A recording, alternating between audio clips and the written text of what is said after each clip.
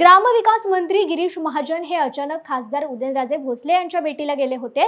त्यांनी जलमंदिर पॅलेस येथे उदयनराजे भोसले यांची भेट घेऊन चर्चा केली। काही दिवसांपासून खासदार उदयनराजे भोसले यांचे कार्यकर्ते सातारा लोकसभेच्या उमेदवारीवरून आक्रमक झाले असून त्या पार्श्वभूमीवरच महायुतीकडून गिरीश महाजनांना चर्चेसाठी पाठवण्यात आल्याचं बोललं जात आहे।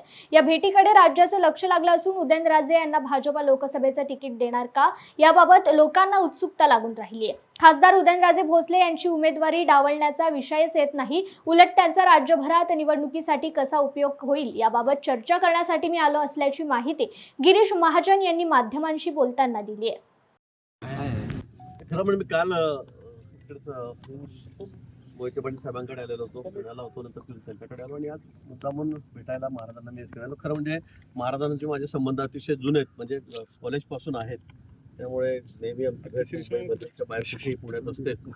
आज निवडणुका लागलेल्या आहेत, लोकसभेच्या फुल वाजलेला आहे, आचारसंहिता लागलेली आहे, म्हणून महाराजांचा आता आम्हाला पुरेपूर फायदा झाला पाहिजे, त्यांचा उपयोग करून घेतला पाहिजे आणि म्हणून प्रचाराचं पुढचं काय आमचं महाराजांचं त्यात योगदान राहील, महाराजांचा उपयोग जास्तीत जास्त ठिकाणी कुठे करून घेतील, कारण आपल्याला कल्पना आहे महाराजांचं एक नावलौकिक आहे, त्यांच्या नावाचं एक वलय आहे, म्हणून त्याचा जास्तीत जास्त मतदानासाठी प्रचारासाठी कसा उपयोग करता येईल यावर मी त्या ठिकाणी चर्चा केली।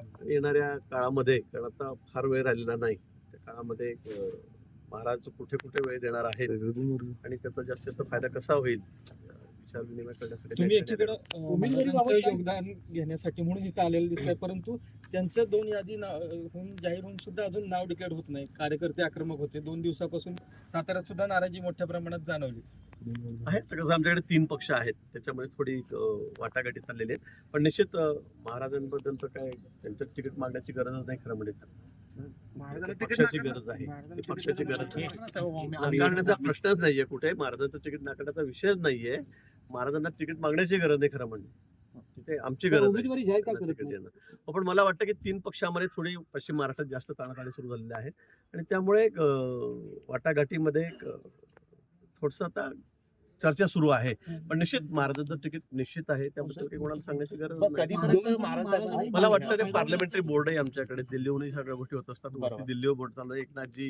दादा, अजित दादा आणि फडणवीस साहेब, बावनकुळे साहेब हे वरती बोलत आहेत। आपल्याला कल्पना आहे आमच्याकडची सिस्टीम पद्धत कशी आहे, म्हणून पार्लमेंटरी बोर्ड सगळे नक्की करत असतात। पण मला असं वाटतं की आता आचारसंहिता जाहीर झालेली आहे आणि लवकरच मला वाटतं, आता मला दिवस सांगता येणार नाही कारण मी त्यामध्ये नाहीये सिस्टीममध्ये त्या, पण मला वाटतं लवकरच हा निर्णय आणि यादी जी पुढची ती त्या ठिकाणी येईल। उदयनराजेंच्या भेटीनंतर गिरीश महाजन हे आमदार शिवेंद्रराजेंच्या निवासस्थानी दाखल झाले। तिथे त्यांनी बंद दाराआड काही वेळ शिवेंद्रराजेंशी चर्चा केली असून त्याचा तपशील मात्र माध्यमांना कळू शकला नाही। छत्रपती घराण्यातील या 2 राजांचा संघर्ष सर्वश्रुत असून उदयनराजेंना लोकसभेची उमेदवारी मिळाला, शिवेंद्रराजे काय भूमिका घेणार याकडेही सातारकरांचं लक्ष लागून राहिलंय।